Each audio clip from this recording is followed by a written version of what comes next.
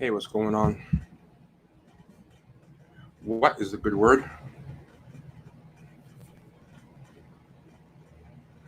This is an impromptu lunchtime live stream. This is not going to be long. This is not going to be long because last night was too long. I actually have a streaming hangover. I never want to do a live stream that long again.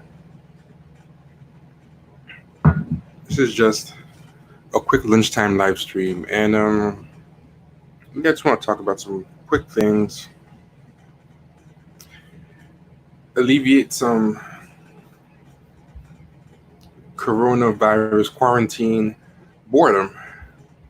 There's a lot of quarantine boredom, man. It's a bit much, but a good thing is we have been getting through. A good thing is we have been getting through our backlog of guests. We've had a lot of guests that we want to have on for a while, and we're like going through them, man. It's pretty good. We have a whole bunch of people lined up. We have nothing better to do than to go through our list of things that we've always wanted to do. So my nose is super shiny.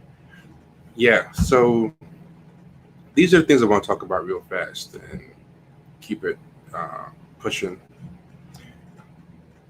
I want to show this thing, and it's pretty crazy. I mean, it's not that crazy, but it's typical. Hopefully, it doesn't get us with a copyright strike. But let's see. Let's see if it gets us a copyright strike. But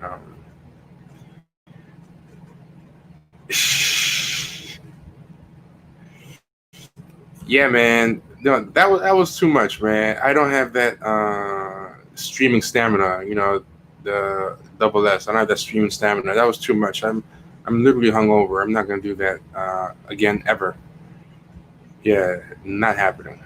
But plus, I feel like there's a lot of gems in there that probably end up getting drowned out because, like, I can't even give people a timestamp as to what gems were dropped when and where in that thing because there's just so much stuff going on. But let's just do this real quick. I saw this and I'm like, this is a perfect example of what Joe Biden needs right now and why it was a bad idea to go on the Breakfast Club. I want to show people an example of what kind of venues Joe Biden actually needs now, and it also shows how terrible he's going to do in the actual race, I think. Mario, you know, I was going to take a break, but I decided it's better to just do short ones, you know, because I was thinking about it. I have this bad personality trait where I tend to be all or nothing, and I figured if I just go and do nothing, I'm going to get used to doing nothing, and I might just lose the momentum. So I figured let me come back and actually just do it moderately instead, because I think the idea of a daily vlog should be to just do a half hour to an hour here and there, you know. So that's why I changed my mind. I just told myself have some discipline and keep it short. It's also easier when you do it by yourself. I think when you do it with other people, it's easy for things to kind of spiral, you know. Plus, lots of other stuff is happening in the news, and so that's why I changed my mind. But let's going to show this real quick.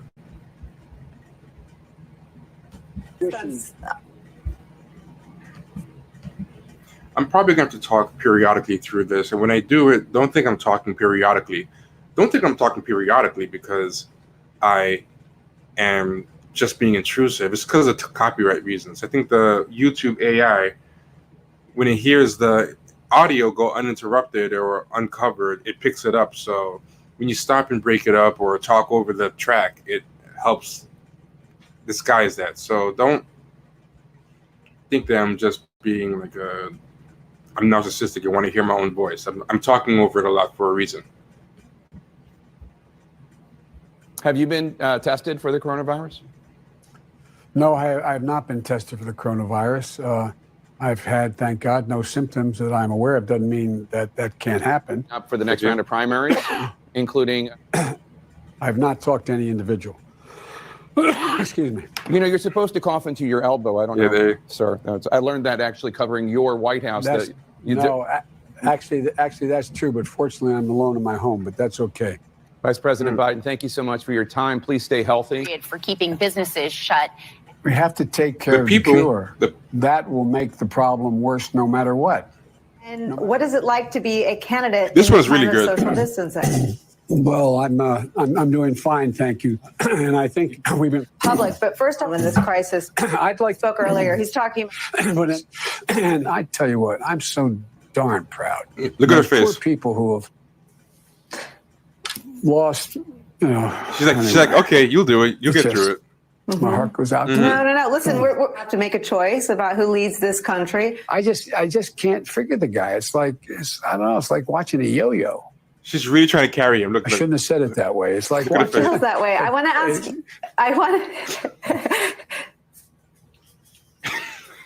It's okay. About the reporting in the New York Floyd to Home Alone with children. Why doesn't he just act like a president? She's really carrying him. That's a stupid way to say it. Donald Trump was asked Sorry. Go ahead. No, I probably best I don't. Yeah, man. She did her best, and that's like I think, like Charlamagne was saying before, that he had it on good authority that Biden's black surrogates were keeping him away from the Breakfast Club, and I can believe it, because look at what I mean. That's what people basically going out of their way to carry water for him. That's how bad he sounds. Can you imagine how he would sound? Can you imagine how he would sound with just a little bit of pushback, or just a little bit? And on top of that, he already walked into the interview with a clear, like, I can't believe I have to take time out of my day to corral you niggers who won't listen. He was condescending and very abrupt even before the interview. He didn't even allow a full interview time. He only even planned to go on for 18 minutes and got very testy when he was told that Charlamagne had more questions. He checked him kind of hard. And someone said, I don't think Biden even wants to be POTUS. The Dems forced him to run because he's the closest thing to being electable.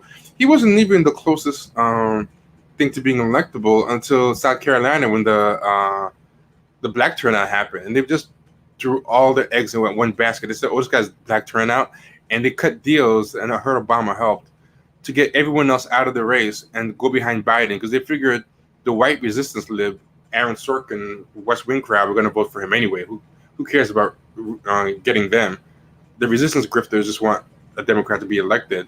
The black vote was what was going to be the problem. And even the number 2 guy and number 1 guy, Buttigieg and Bernie Sanders, respectively. Bernie Sanders was number 1. They were number 1, number 2 without a big chunk of the black vote, at least the black boomer vote, who really is what comes out and votes in mass. Like Bernie was good with black younger voters. He actually was good with younger black voters, but younger black voters are crapshoot. Younger voters in general are crapshoot. Younger white voters aren't even dependable. And yeah, this was funny. This is that's how you behave when Grandpa can't remember his birthday. Very true. Shout out to the Twitch family. For people who aren't on Twitch or don't know that we simulcast at Twitch, so go to twitch.tv/Champagne Sharks. And most importantly, comment, like, subscribe. That always helps the algorithm. Our user rate is growing. We're up to like about almost 800 viewers, 800 subscribers, I think. I haven't looked in a while, but I think we're close to that. I could be a little under. But at the rate we're growing, I think we're getting close to 800. I haven't looked in a while. Go to patreon.com/Champagne Sharks. $5 a month. You get extra bonus episodes and a chance to preview our coming guests and pose questions at them. People have been up in there asking questions for our next guest. Got a pretty good clip today. So yeah, definitely do that. I don't think it was fully. I don't think it was an electability thing fully. I mean, I think he became seen as more electable after South Carolina. But the Obama Legacy Rescue Mission, That was Obama's concern for sure, not the DNC's concerns. And Obama was so concerned about his own legacy that, ironically, that's what kept Obama from getting behind Biden, because Obama wanted to throw his name behind whoever was going to win. So instead of showing loyalty to Biden, he stayed back and laid in the cut until, he saw a good reason to come out. And the two good reasons were Bernie was doing too well, and if they didn't stop him now, he wasn't going to get stopped. And the South Carolina thing with the black voters, because one of the things that Obama wants is to keep the illusion alive that he has sway over black voters, and that because that's where his influence peddling is going to come from in the future. Like, as the first black president, he's the guy who can deliver you black voters. Ironically enough, similar to what Charlemagne's doing from a different angle, from like the streets hip hop angle, that he can deliver the black voters. And actually, that's what Alicia Garza and Amanda Seales and Angela Rye and the Black Blue Check Respectability crowd are trying to do too. Like, everyone's trying to take turns. And I know I'm beating this analogy into the ground, but everyone's trying. There's like 4 or 5 people all standing in front of the ocean, waving their hands, and each of them trying to pretend they're the ones who are bringing in the waves, when really none of them have anything to do with it.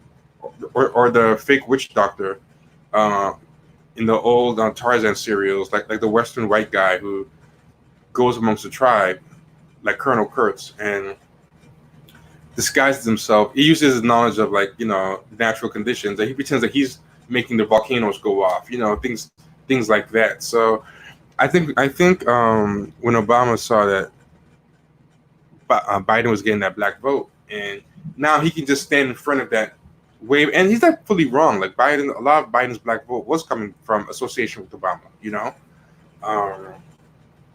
Yeah, so I mean, there's articles and stuff about it. I don't have them ready, so I'm not gonna pull them up. But Obama was pulling rank, and he did make deals with the second and third ranking candidate. He did all the. Yeah, cool. I was gonna take a break, but I already explained before he came on. I changed my mind, so I'm just gonna keep him short instead, because I don't want to lose the momentum. We've got a lot of followers going, and I was saying, I know myself. If I start taking breaks, I'm gonna lose that momentum, because I'm pretty much an all or nothing person. So. This is just a lunchtime stream. I'm gonna keep it short, and that's that. But yeah, I want to show the other interview in its entirety, because that one was kind of cut up. I want you to see how it looks in its entirety. This is one of the chopped up interviews.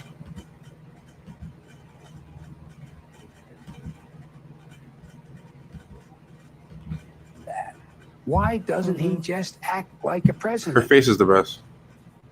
That's a stupid way to say it. Donald Trump was asked us. Yeah, she's. Sorry. Go ahead. Total puff piece. No, probably best I don't. I just can't figure the guy. I don't know. It's like watching a yo-yo. Yeah, she's so patient. I shouldn't have said it that way. It's like watching. It feels that way. I want to ask.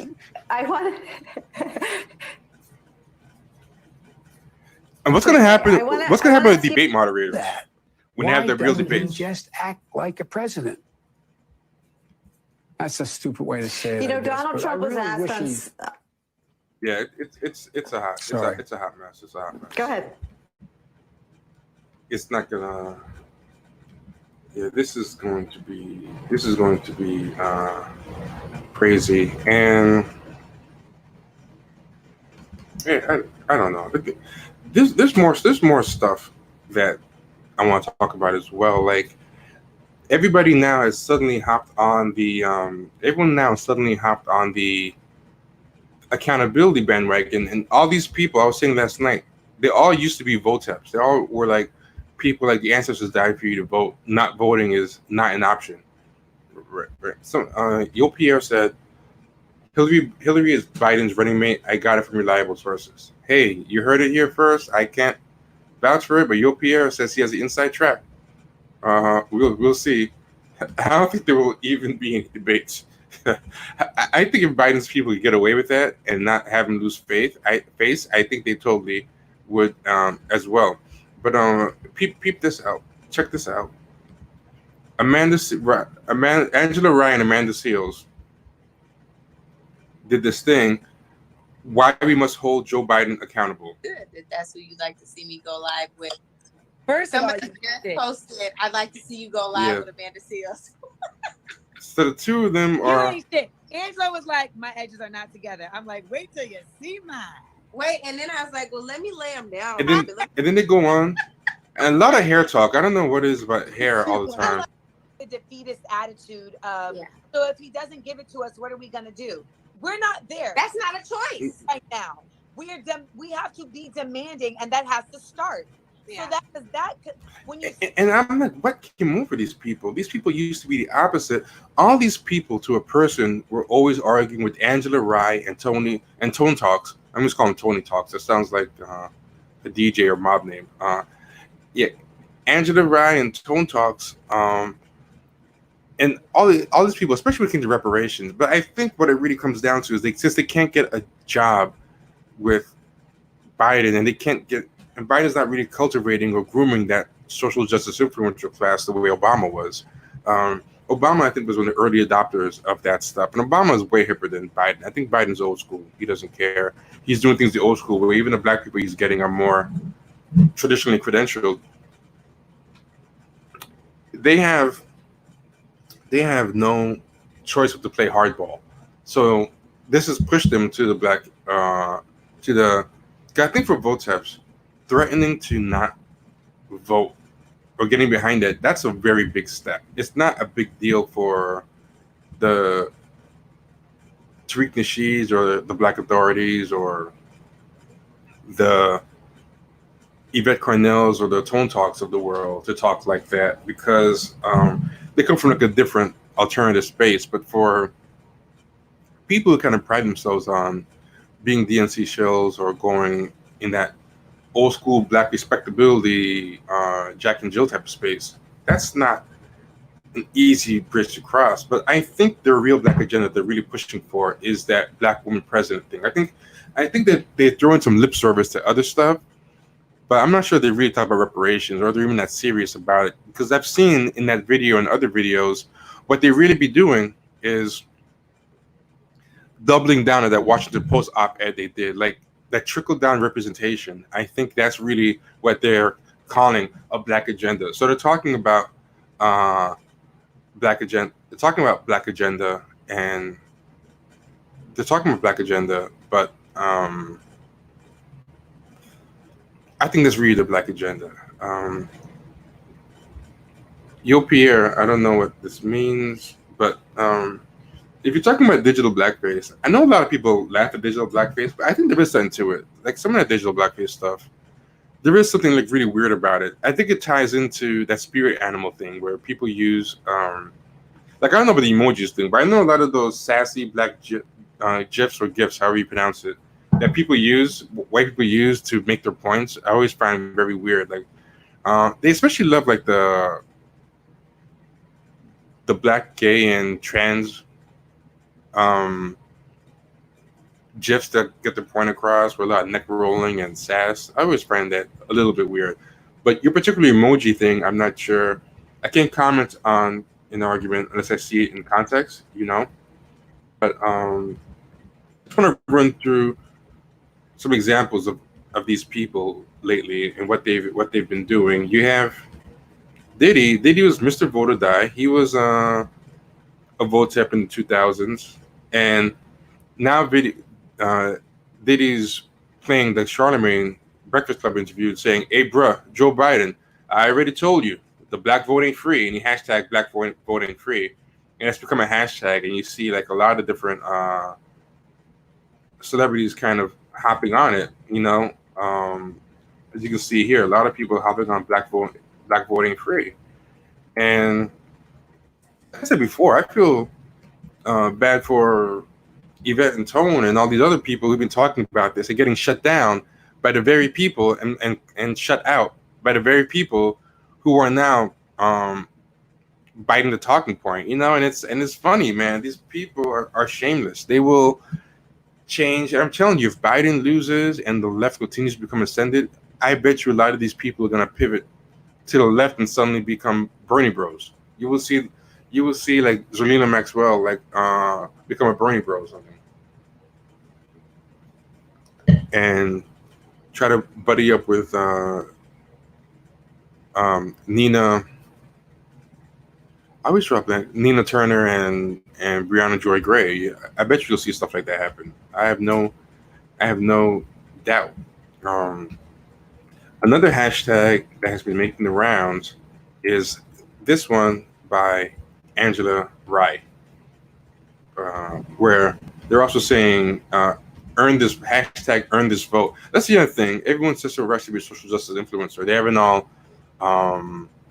settled on a hashtag yet. So it's like hashtag Black Voting Free, hashtag earn this vote, hashtag Black Agenda 2020. Everyone's kind of, and I think one of the reasons they do that is because people want to get credit for starting the hashtag. You can now get stories about you for being the one who started a hashtag. Like there was a recent story about a new hashtag that Tarana Burke created, and I was looking at it and says she had a whole article about a hashtag, not even an actual nonprofit or money raised, so the same sentiment will get 12 different hashtags because 12 different social justice influencers will try to put their own stamp on it. So, she put, earn this vote, that popped up, and they've leaned in full bore, and she said it.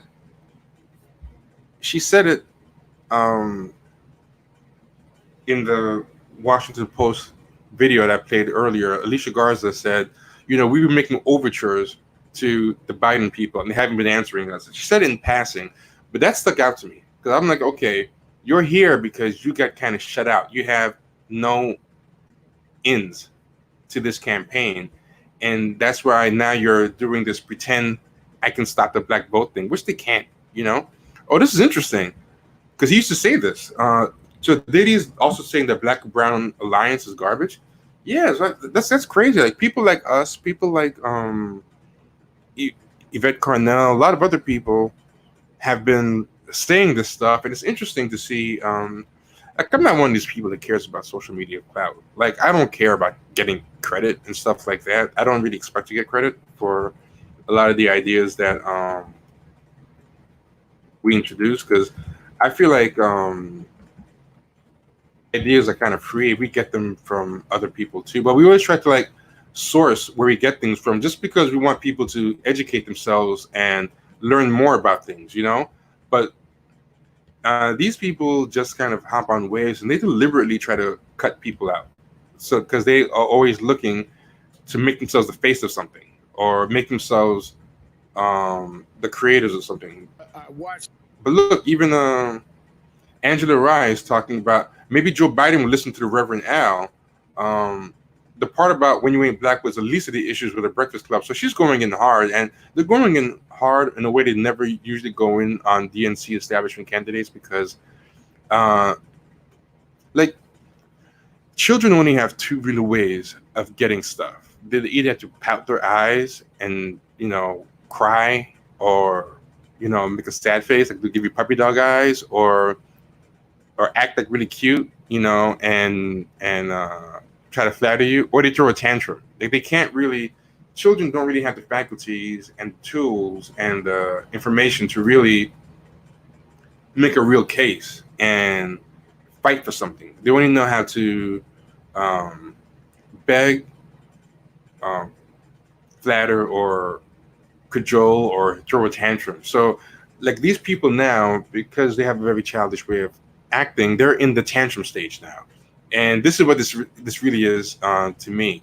And the minute they get any type of placation, any type of placating, they're going to fall right back in line with their old Voltep ways. Or even if they don't get any placating, even if they get no placating and Biden does nothing for them, at the very end, at the very home stretch, if Biden looks like he's going to win, they're going to be like, look, we had our problems where you had to vote for Biden.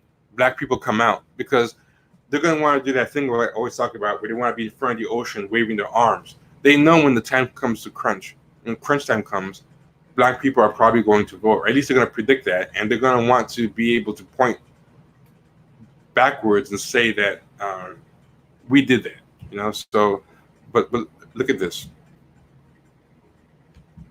Watch the interview that he did with Charlemagne the God, and first of all, Charlamagne the God is as respected as one can be in the Black community and in general. There's no way he's pressing someone in an interview on behalf of Donald Trump. He presses everybody in interviews. And ironically, the questions he was raising about Vice President Biden, I raised and others have raised in interviews. He presses me when I go on the show, and we're friends, and he speaks it out. So it's kind of crazy, unintentionally or whatever. Charlamagne has really started like a movement that a lot of other people are talking about, and Charlamagne himself is late to the party. Charlamagne himself, but Charlamagne is very internet connected and follows trends, so I'm sure.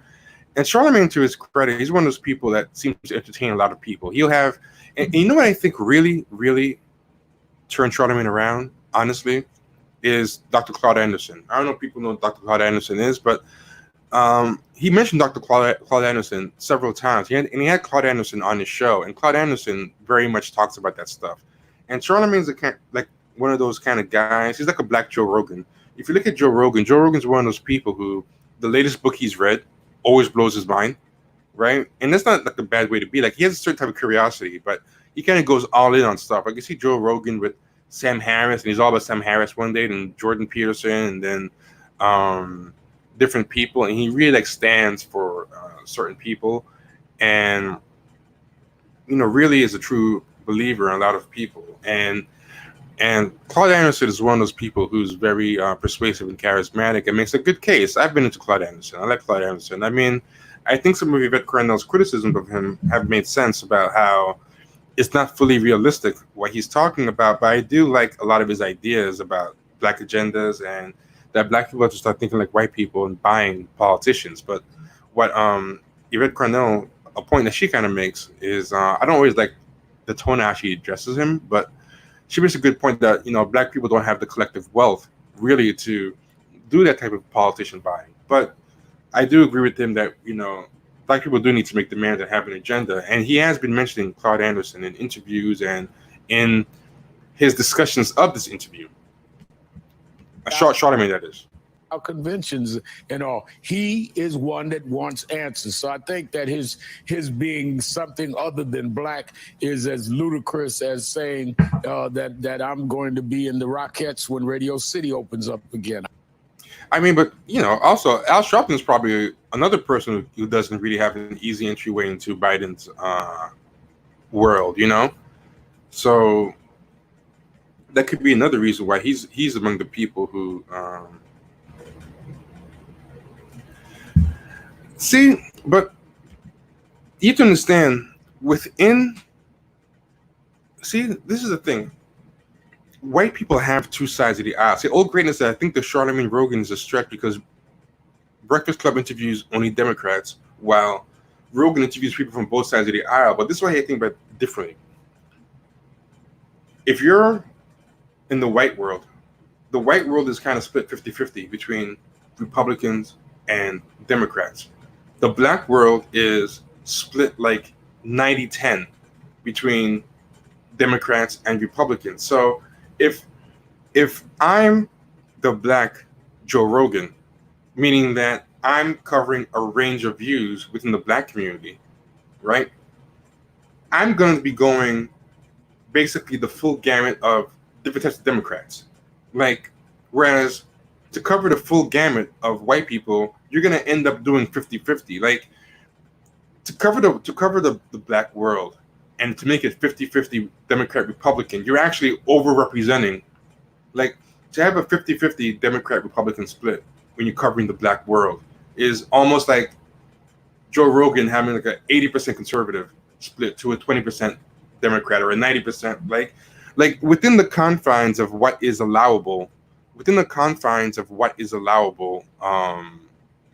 Black mainstream discourse, I think Charlamagne is kind of stuck in the middle. But then the other thing is, and this is important, those Black conservatives like Tim Scott or Mia Love, the 10% Black conservatives that you do have, they're not going on the Breakfast Club. What do they have to get out of it? They don't care about Black constituency. Black conservatives are for a white audience.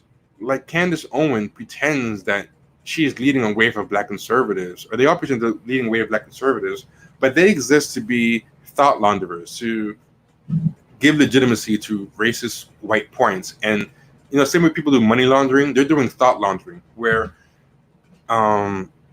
they exist to create an illusion of black support for ideas, and they'll sometimes go to something like the Revolt Summit. The Revolt Summit is just WWE kayfabe. It's just fake type of stuff, It's not anything real. But yeah, they have no reason to go into the Breakfast Club. So, but what you have to understand, if you understand anything about like the gamut of Black Thought, to be able to have someone like Amanda Seales on one day, and that lady Amber, whatever her name is, the one who lied and said black men are the leading cause of death for black women or something, to have like Jamila Lemieux, but also have Claude Anderson, Dr. Umar Johnson, Tariq Nasheed, and people like that, those are the polar opposite as you can get. And then have black trans people, coming on and talking social justice talk from Tumblr, and there's a big range there. No other black people do that. The only person I've seen who does stuff similar is that guy Van Lathan.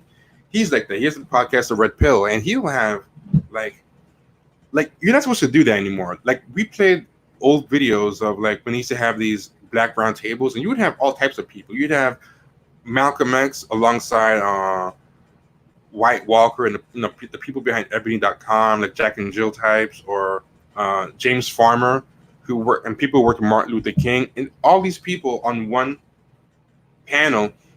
These panels, these social justice influencer mutual love fests, mutual admiration society, they're just networking clubs. They're just like First Fridays. They just want to work the media as just a mutual admiration society and a giant circle jerk, or where everyone's doing reach arounds for each other. Like, I've used the example before, but basically what these people want is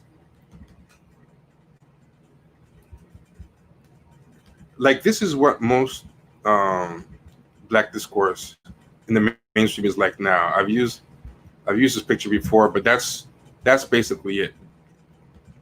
This is actually, no, that's not it. Hold on.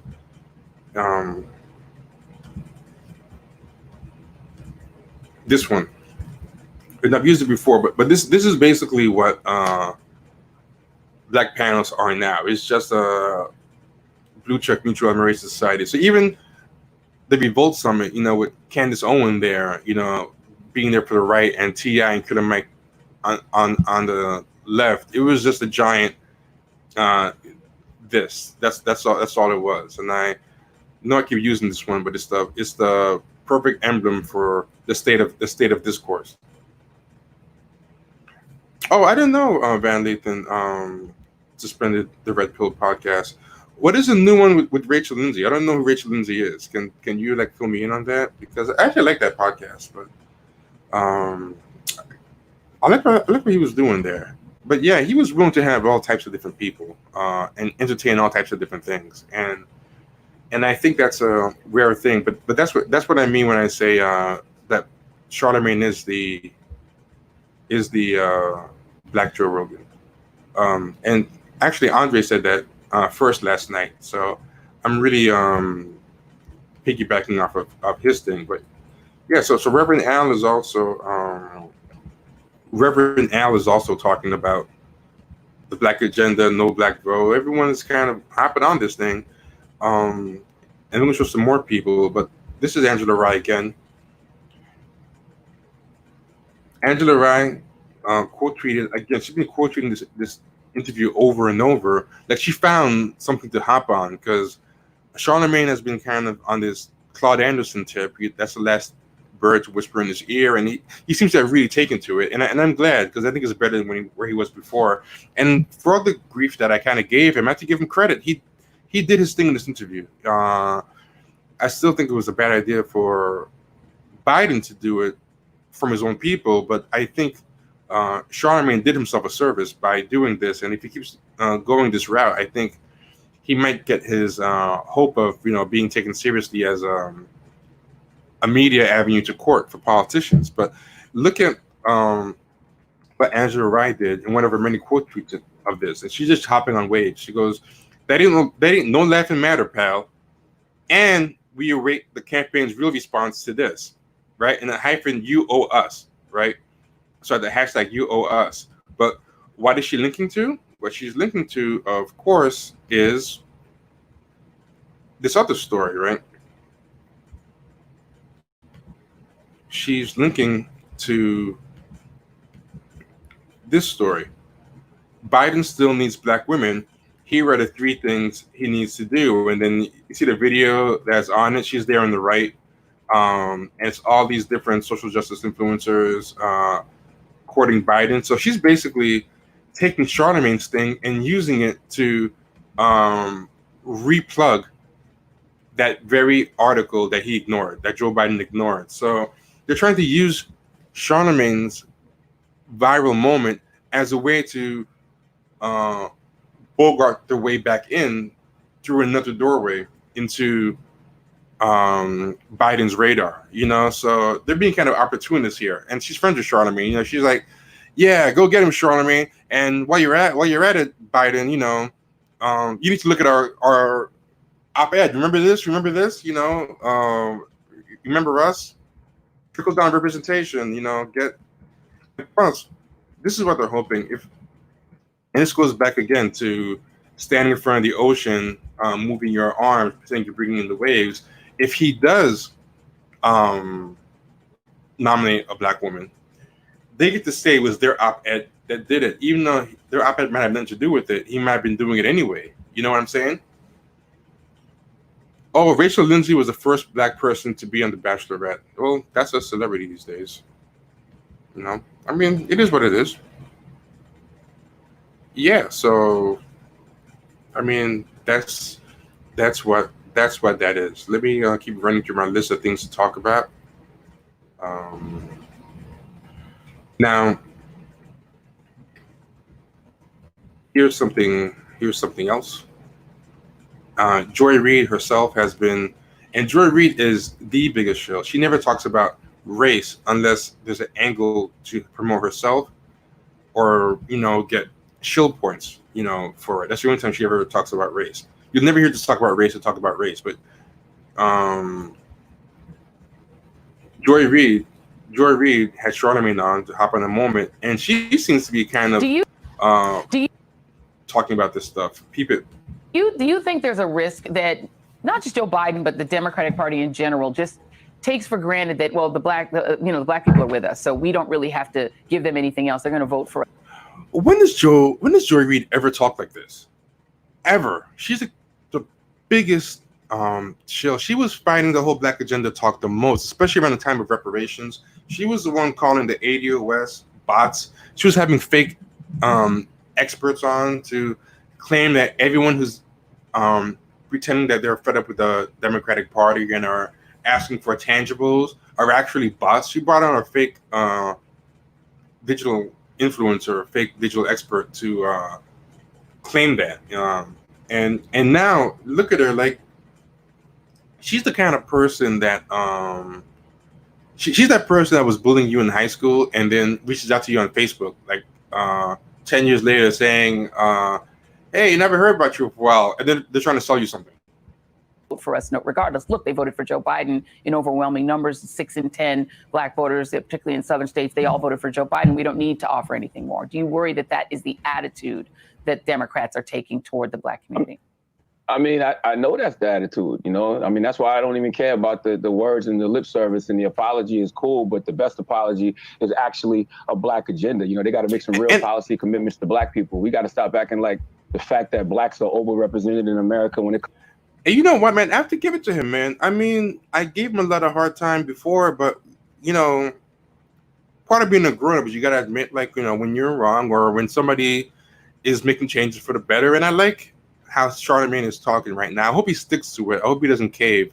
Some of his post-Biden interviews, he was, I think, trying to clean up what Biden said a little bit. But I feel like he's doing a delicate balance. He wants Biden to come back, so he can't just slam Biden and do whatever. He doesn't want to scare people off, but he's still sticking to his guns at the same time. And I gotta say, as someone who is not fair to him a lot, that I am seeing some increased maturity from him, and I just want to put that on the record. I don't want to just be a one-sided hater or whatever. When it comes to welfare, poverty, unemployment, homelessness, drug addiction, crime, coronavirus, like that's no accident. Like the whole function of systemic racism is to marginalize Black people. And as the great Dr. Claude Anderson says in the book Powernomics, white society has an out of sight, out of mind attitude about racism, and they don't like to have any discussions of substance. You see that? He mentioned Claude Anderson and he mentioned Powernomics. And that's kind of what I've been talking about lately. He's been on that Powernomics step. And I know he had Claude Anderson on the Breakfast Club a couple of times. And I guess and Powernomics is a persuasive book. Like, and that's one of the things that when Yvette Cornell was kind of trying to ether Claude Anderson, it's like I kind of realized, okay, he's not perfect. He does push a little bit too much of that black buying power myth, but we have to avoid throwing out the baby with the bathwater. You know, there is a baby in there, even if there is some bathwater and a little bit of kind of magical thinking. There is also a lot of tangible stuff. I feel that same way with stuff like ISIS papers and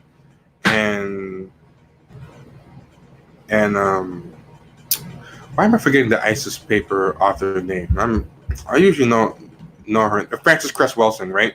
You know, some people will nitpick on, you know, things that they feel are pseudoscientific or whatever, but she's had the best, most proven true hypothesis on the nature of white racism, and she predicted the whole white genocide movement that they've now started saying out loud, way before white people were saying that stuff out loud. I feel the same way about the what do you call it, Willie Lynch letter. A lot of people, smart people, will try to show all this proof, like, you know, the Willie Lynch letter isn't real, and there's a difference between factual or real and true. Some things are factual, but you present them to push a lie, and some things are not factual, but they represent the truth. And the Willie Lynch letter is an example of something that is not factual, but it's true. It contains a truth.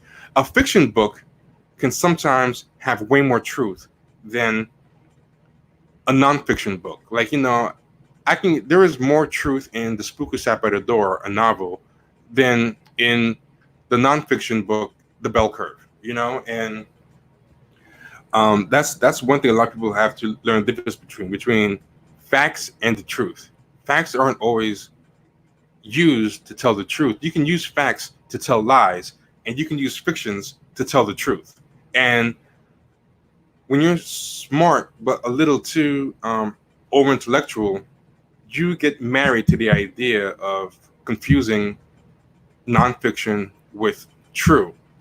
But when you're wise, you can find the truth in anything. You can find the truth in fiction, and you can find the lies in nonfiction. But you need wisdom to be able to do that. But let's see. Substance about systemic racism. So when you have Black people who have the nerve, the audacity, the unmitigated gall to act like citizens and demand something of our votes, it's a problem. It's like you got, you know, whites telling us to stay in our place, and you got Black people saying, oh, stop, now is not the time, you're going to get Trump reelected. It has to come to a point where we stop putting the burden on Black voters to show up for Democrats and start putting the burden on Democrats to show up for Black voters. And you know what, like, I gotta say, I don't know if Charlamagne, you know, Charlamagne spends a lot of time in quarantine right now. Maybe he has time to look at this live stream. And I gotta say, if on the off chance, because crazier stuff has happened, I found out people who've watched or listened to our show that I would never suspected. If Charlamagne is watching this, you know, I will say that you've impressed me. You know, like, I don't want to be jump the gun, because, you know, he might be doing some weird eat booty jokes in the future at a weird time when it's a time to be serious. Like you never know. Someone in the comments just said that, but I will give props where props are due. I'm impressed with his growth. I'm impressed with him sticking to his guns, because I'm sure a lot of people are pushing on him to change his ways, or backtrack this. I'm sure a lot of people are pushing on it. And not only did he stick to his guns, but now he's made it the new wave where people are hopping after him. I'm gonna give a good example about being caught up on the factual part versus the truth, right? Because someone said that's deep, and I think they're talking about that.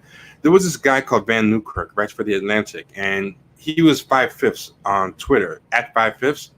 And that guy used to always go on and lecture like the dumb hoteps and the dumb pseudo-intellectuals of the Black community, this is another perfect time to bring up why the Willie Lynch letter is not true, and he would keep breaking it down, and him and a bunch of other blue checks hopped, and he goes, whenever I see that Willie Lynch letter, I know I'm dealing with a stupid hotep, and all this stuff. And I got into it with him. I'm like, no, it's not factual, but it's true. It's not factual, but it's true. And you're doing a disservice because you're keeping people from knowledge because you want to show off how many facts you know. You're so into yourself and you're showing how smart you are. Like, there's two types of people. There's people who become smart to win arguments and people who become smart to bring knowledge to light.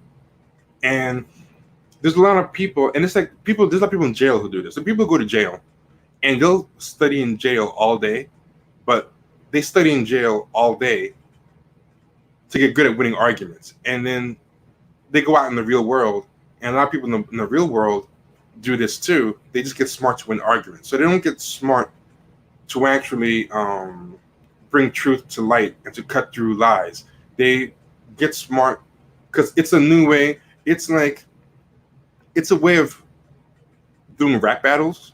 When people have ciphers and do rap battles on the street in the Black community, you know how you do the dozens? We have a long tradition that goes back to Africa of the verbal jousting. That's part of the African tradition that goes through the diaspora. And I feel like a lot of Black people, when they get intellectual, they end up using the intellect to just have a more intellectual way of doing the dozens or doing rap battle or snaps or roast.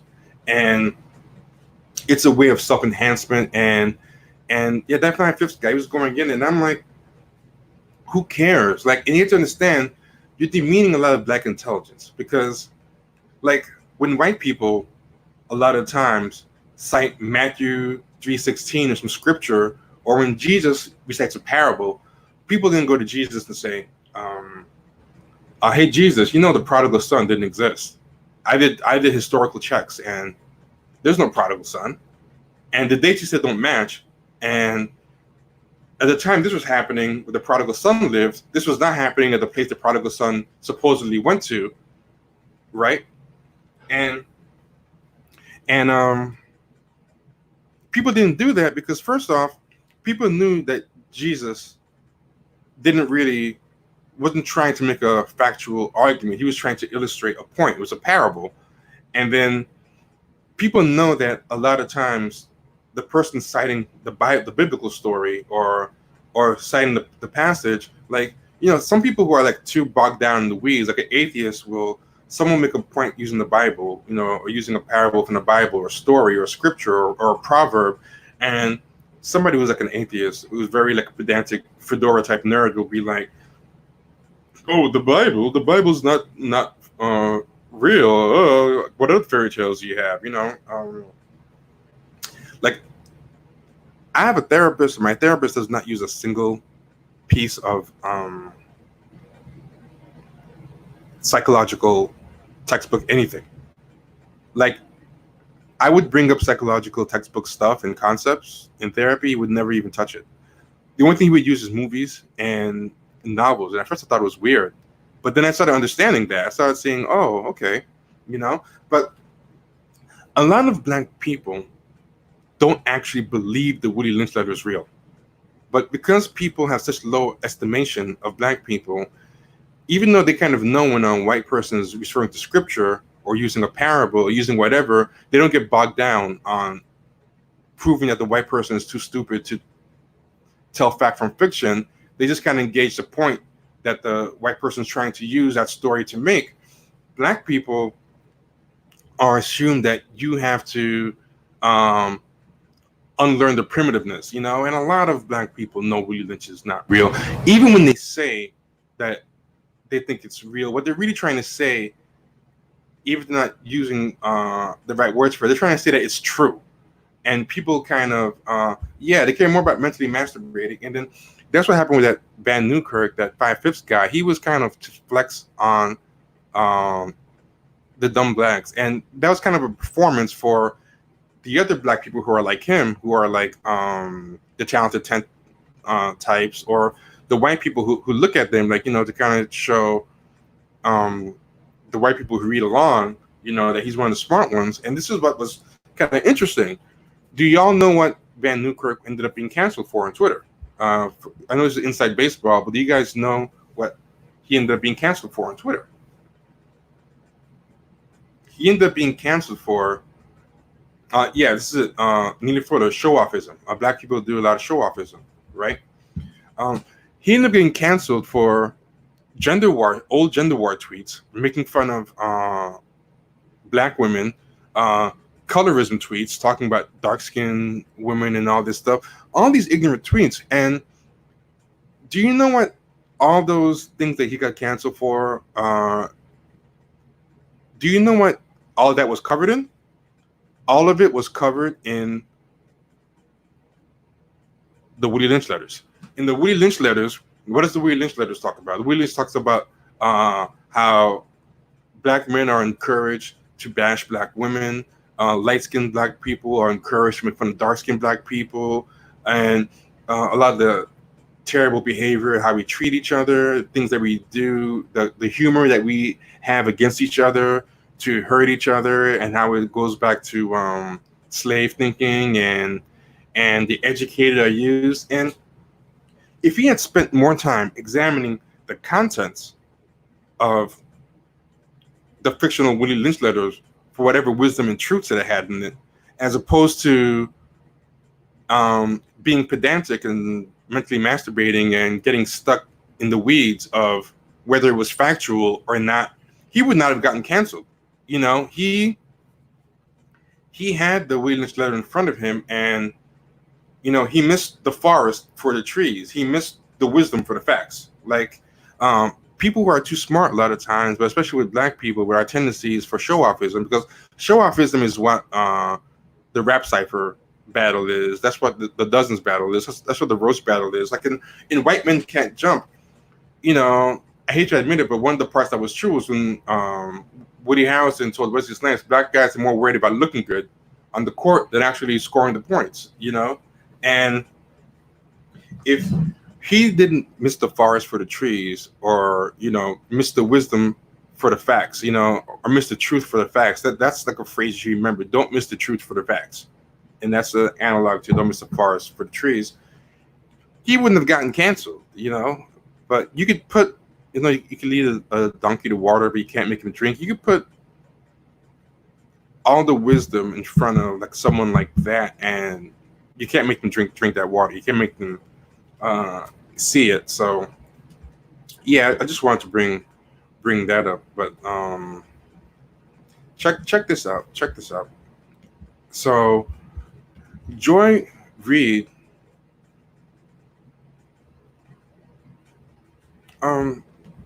see, I don't think this is true. I think Black people do have the mental capacity to understand allegories and fables, but I think a lot of people don't believe Black people can understand that. So then they argue on that level in the way that they don't with, same thing, like forget the fact that most of our history just as anchored as mythology, narrative fiction as any of ours, I think people are able to kind of give white people the credit for knowing the difference, whereas with us, people get stuck on,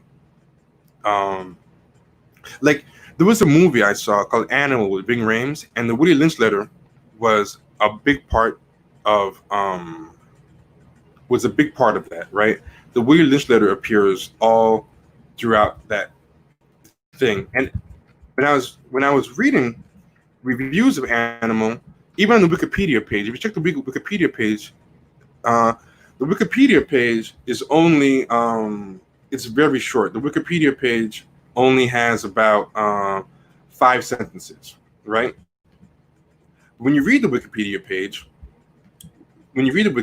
page, one of those 5 sentences is about this movie mentions the Willie Lynch letter, which wasn't true. And I went to the IMDb, and the thing kept saying the same thing. On the IMDb, people were like, "This was a good movie," but they unfortunately have the Willie Lynch letter, which was debunked. Ha ha ha! You know, and that made me kind of mad, because I was like,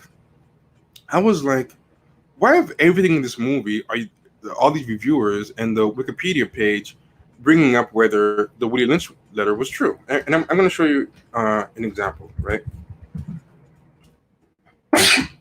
Excuse me. Right. Here is the Wikipedia entry for Animal, and the Wikipedia entry for Animal shows this. Animal is a 2005 direct-to-video film directed by David Berg. It's a handful of sentences, right? There's not even a plot breakdown. So there's 1, 2, 3, 4, 5, 6, 7.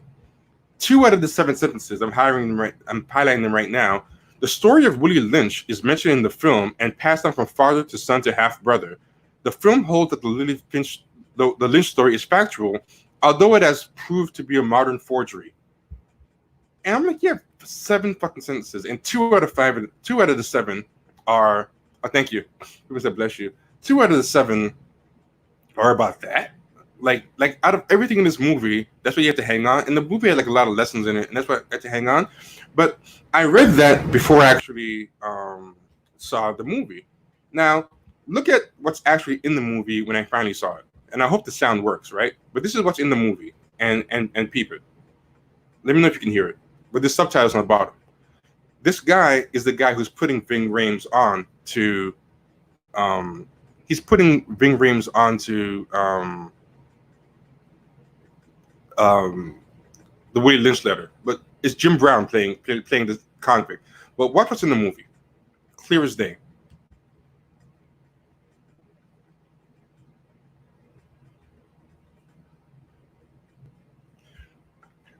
I don't know if you guys were able to see that or hear that, but I'll play it one more time. Unfortunately, the subtitles are kind of cut off on the bottom. Let's try it one more time. Okay, here we go. This, I think, is a little bit clearer. Let's try this. So you can see the subtitles.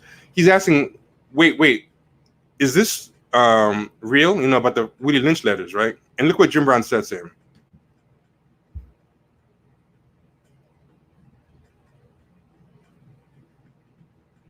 So Ving Rhames asked him, wait, is this real, man? And then Jim Brown says in the movie, it doesn't matter if it's real, it matters if it's true. So when I saw that, I was like, these dumbasses rushing to criticize the movie, you know, for being another example of like stupid black hoteps, you know, spreading pseudo-intellectualism, missed that the movie straight up said, we know this is not a factual record, you know, and they would have probably been able to pick up that the movie was admitting and saying that if they walked in with a preconception that black people could be that smart, because you have to kind of be mentally prepped and primed to believe somebody is capable of a smart argument to be able to recognize the smart argument coming from them. You know, so it's like, even though they straight up said it, a lot of people even watching it probably still interpreted it the other way, right? And that's kind of what I want to say about, you know, when people get kind of stuck on if Francis Cress Welsing is factual, if Claude Anderson has all the data correct. Like, there's still a lot of truth in the construct and the general idea, even if the actual factual stuff might not pass the sniff test. And sometimes it takes a certain amount of wisdom to be able to see past just facts to get through the truth. And Anyway, this is what I want to show. Is everybody still there? Everyone got kind of quiet. Am I dropping too much knowledge? Is that what it is, or is everybody tuning out? I want to ask, because sometimes when that happens, the stream has actually been stopped, and I don't know. That happened to me before. Everybody was quiet, and I thought I was just like dropping knowledge, and then it turned out I was just talking into the air because the stream ended. But it says people are still here, so I'm going to assume y'all are still here. But let me just move on to. I'm going to trust that everybody's still here, even though they went quiet, and I'm going to go on to the next thing. Like Joy Reid just had Charlemagne on, and she just kind of dabbled in that whole black agenda. We're not slaves to the Democrats anymore talk. Charlemagne did most of the talking. She just kind of was testing the water. She dipped her toes in the water to see, how does this new shilling operation look? Let me get a feel for it, right? And look at how these white liberals turned on her. Some of the stuff that was being said, and some of the black ones too, some of the black shills. Someone said, "Keep it up, Joy." This is in response to her posting the Charlemagne clip. "Keep it up, Joy. Not only will your viewership drop, I'm on the verge of no longer watching you. You're going to get Trump elected again. Did you not learn anything from 2016? Someone responded, "I guess that she's angry over how Obama was treated by Ryan McConnell et al. But she has become not a political anchor, but a political extremist. America cannot and will not ever be able to do that for everyone what is needed or wanted. We are too big. Find the center again, please." So, there's America will never be able to do for everyone what is needed or wanted. That's what these white liberals are telling her to her face about talking about a black agenda. They're like, America can't do for everyone what they want, even though they do it for other people all the time. Like, get back to your role. Like, don't you there. And yeah, someone said, "I stopped watching her even when she substitutes for someone else 2 weeks ago. She's become toxic." And this is the lady that said it, like she, like a total Susan, yeah.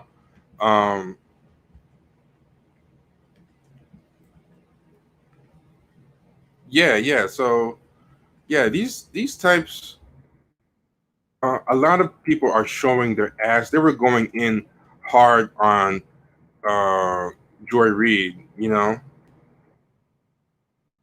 and yeah, a lot of people were. And this is what was funny. Someone said this. This was even more crazy. She's a Bernie girl.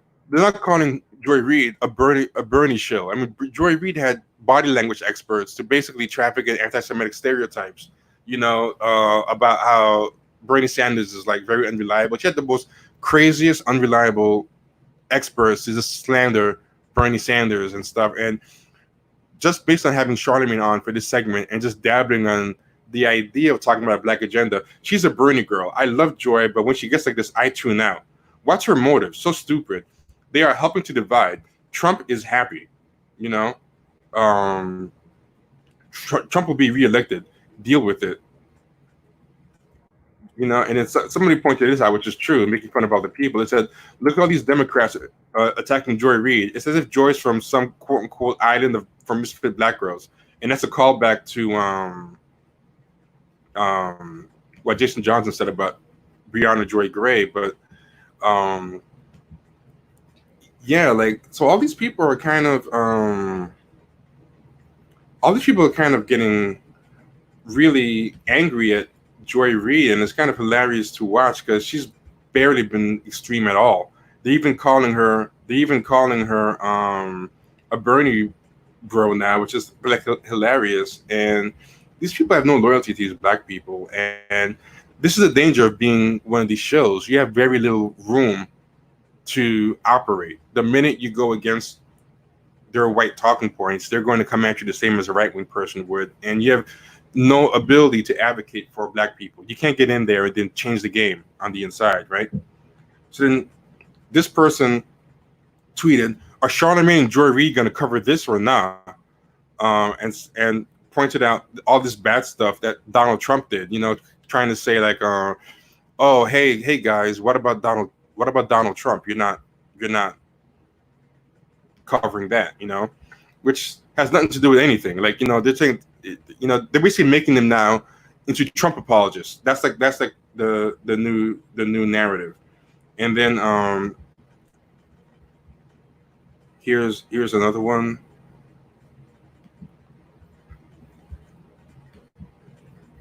Right? There's this one. What the fuck is wrong with MSNBC these days in terms of its pundits trying to undermine Joe Biden's campaign? This morning is Joy Reid. Just stop it. Do you want Trump to stay in office? Are you guys at MSNBC out of your damn minds? Someone responded, "Hey, Joy Reid, I record your show and watch it later. I heard that there will be more trashing of Joe Biden this morning. I deleted the recording. I will not be watching again until this quote-unquote trend stops." You know, so the libs are kind of letting her know, get back on the plantation, nigger. You know, they are letting her know what her role is, what her place is. They are showing their ass all the way through. Someone else put this. This is not the Joy Reid that provided same coverage in 2016. You know, so they're saying that we wanted you to be a shill, not to challenge us or give us or express your thoughts. You were here just to be our shield. And this crazy lady, this black lady who is one of these black shills, because it's not just all white ladies, it's a bunch of Karens and Chads, but also a lot of Jack and Jill type of black people. This black woman said, so Joy Reid will have Charlamagne on a show tomorrow for more pot stirring. MSNBC is still mourning the loss of being unable to get St. Bernard as the 2020 Democratic nominee. So they want to damage Biden as much as possible and help re-elect Trump. So now this lady is saying that MSNBC was in the tank for Bernie Sanders, and they're mad that they couldn't get Bernie Sanders elected. So now they're doing this, which, where the hell is that coming from? That's not even remotely based in reality. Someone said Catcher Freeman style. That is exactly what it is. Check out this one. This is the same lady. Did Charlamagne suffer the consequences of being a crack dealer during the 1990? Is this why he's so sour about the 94 crime bill? Negro, you are why black voters and politicians supported this legislation back then. I'd like Joy Reid to interview him about this. Now, people, she just said that. She said, hey, you weren't a black criminal, right? So why do you care that the black crime bill destroyed the black community? You know, were you one of the drug dealers? And that's kind of one of the things where I only worry about mine. They believe that they're insulated from what happens to the black people on the street, to the black people in the lower caste.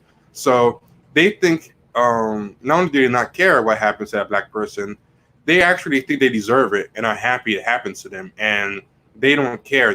They find their needs and their alliances more aligned with white elites, because that's what they want to believe they are. They don't want to believe that what happened to the black guy in the street has any bearing on them. You know, that's why these are the types when a well-to-do black person gets racially profiled or killed by the cops, they lose it and they make tweets like, I dress like this sometimes. This person was a law school graduate. If it could happen to him, it could happen to any of us, you know? But they don't care when it happens to like anyone else. Like they only care when it happens.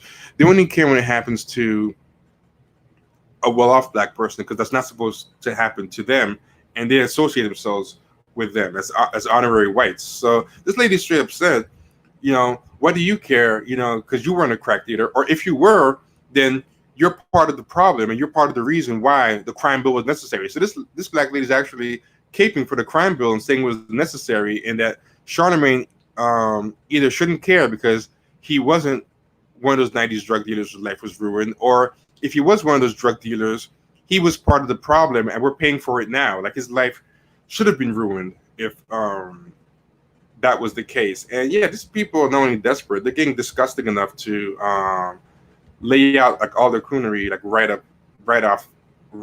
on Front Street.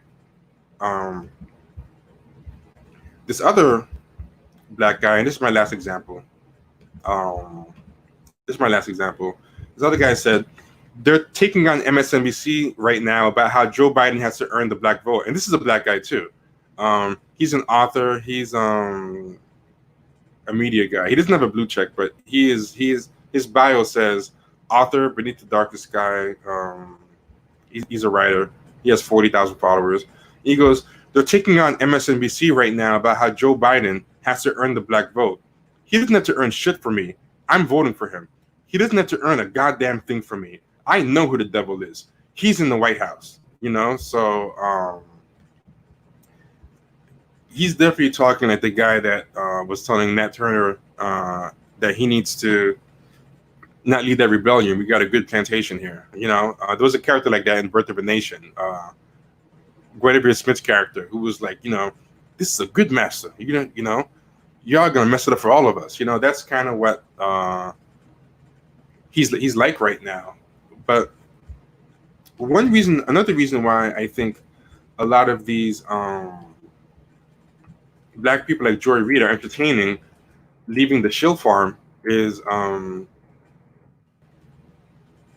what I'm thinking too, perhaps, is people like Diddy are kind of hopping on this train. Al Sharpton's hopping on this train, and I saw this by Ice Cube, and Ice Cube has been dropping knowledge for a while. He's been a bright guy, but Ice Cube said this. Ice Cube gave this tweet where he said, in response to the video, "Hold the black vote hostage until one of them comes with a black agenda that we're satisfied with.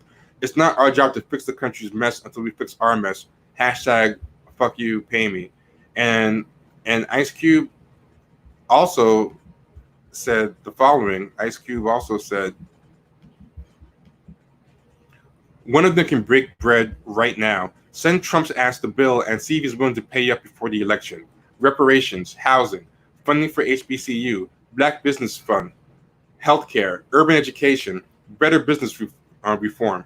We need trillions, you know?" And he said reparations too. So I think too, for a lot of these blue check shills, they want to be on board with the celebrities. They're always trying to take stock of where the tide is turning. So I think maybe, you know, between Charlemagne's thing, and you'll see that Charlemagne's going viral from it, and Charlemagne's getting like way more buzz as a political mover and shaker right now than Joy Reid is.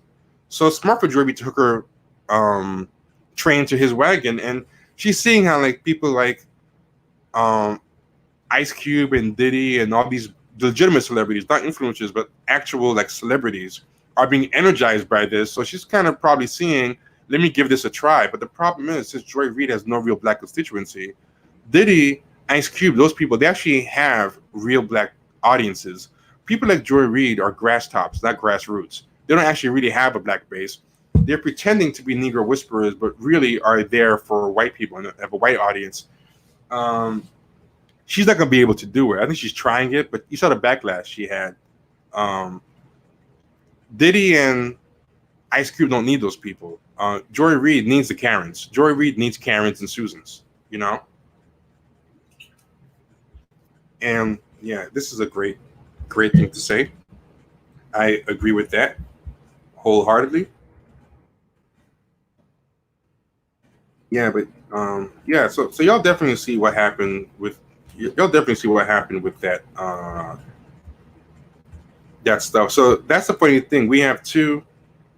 So someone said, could you imagine the pressure of having to constantly discard who you are at the door of white appeasement? These people can't handle that kind of pressure, which is why they all end up exposing it later. Sure enough.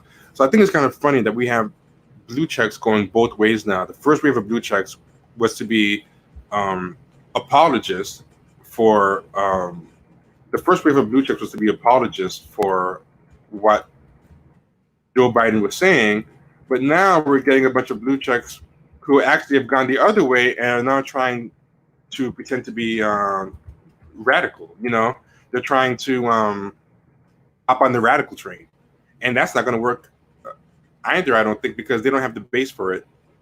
They don't have the room to operate like that. You know, let's see what happens. Let's see what happens.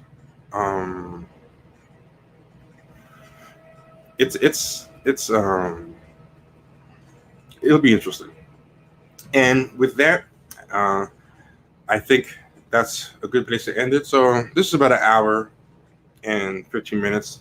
That's not bad. A little longer than what I wanted to do, but I'm going to try to keep it like this, like little lunchtime things, half hour to an hour. And yeah, I don't want to do another 4-hour thing like that. I said I was going to take a break altogether. But I like the momentum we have, and I like the followers that we're building. So I'm gonna try to stick it to this, like keep it a hard 45 minutes to an hour and change, and I think that's realistic. And I think people don't get burnt out either, right? I figure y'all would rather have more frequent but shorter, right? But that's what I assume. But let me know, and email us at champagnesharks@gmail.com. Comment, like, and subscribe. Definitely do that. And most importantly, this is the best way you can show support to the show. The two best ways: become a patron, patreon.com/champagnesharks. And if for some reason, I know the Rona is tough, I know it's hard out there, I understand a lot of people can't subscribe right now, even for $5. Like, every bit counts. That's one of the reasons why we're doing increased free content through the stream, so that people can kind of get their fix. If for some reason you're one of the ones who can't donate right now, totally get it. But the second best thing you can do, if you can't become a patron, tell your friends about the live streams, tell your friends about the podcast. That's the second best thing you can do. Share. That is very important. Tell your friends about the show. Tell your enemies about the show. Post about it on Reddit and your favorite Reddit channels. Tweet live stream links. Tweet podcast episodes. That doesn't seem like a lot because you're not giving money, but you have no idea how much we appreciate stuff like that. And that's stuff that doesn't cost anything. It just takes like a couple minutes of your time. So yeah, in addition to comment, liking, and subscribing, please share the show. You have no idea how important that is. And I feel like I haven't been saying that enough. But definitely do that. Thanks, everybody. Hit the likes, comment, help us get that algorithm up there. And if you can't do that or become a patron, if you can't become a patron, it's free to like, it's free to comment, and it's free to share. And take care, everybody. Be good.